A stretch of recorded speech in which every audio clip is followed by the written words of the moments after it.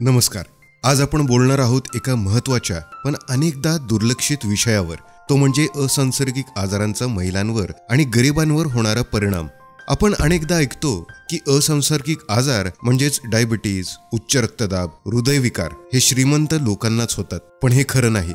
गरीब आणि वंचित लोकांमध्येही हे आजार तितकेच सामान्य आहेत, किंबहुना काही वेळा अधिकच. गरिबी आणि कुपोषण ही या आजारांची दोन मोठी कारणं आहेत. आपल्या अनेक मुलांचं जन्माच्या वेळी वजन कमी असतं, म्हणजेच 2.5 किलोपेक्षा कमी.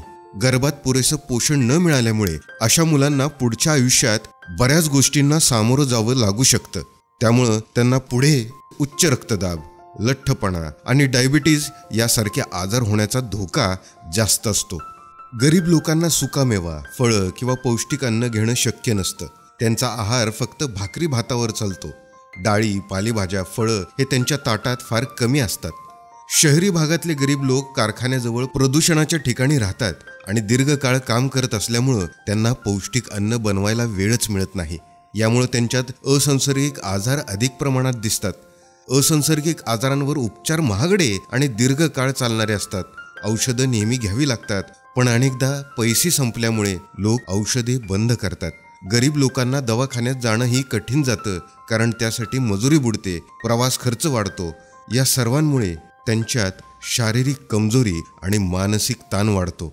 एकदा एखादा व्यक्ती आजारी पडला तर त्याच्या उपचारांमध्ये संपूर्ण कुटुंबाची बचत संपून जाते. अशा परिस्थितीत मुलांना शाळेत पाठवणं सुद्धा किंवा चांगलं अन्न देणं सुद्धा अवघड होतं. या सगळ्यात महिलांची परिस्थिती आणखीनच कठीण आहे. त्यांची आरोग्य सेवांपर्यंत पोहोचच फार मर्यादित आहे.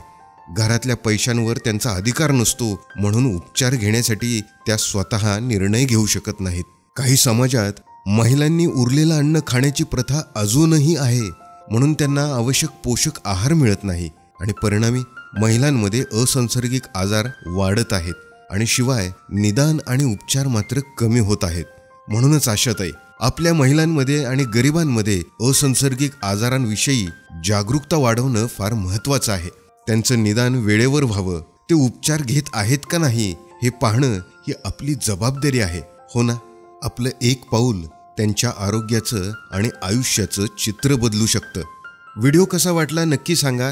पुढच्या सत्रात आपण पाहणार आहोत तंबाखू आणि दारूचं व्यसन. भेटूया पुढच्या व्हिडिओमध्ये. तोपर्यंत सजग रहा, निरोगी रहा. हेल्थ गुरु आय केअर या चॅनलला सबस्क्राईब करा.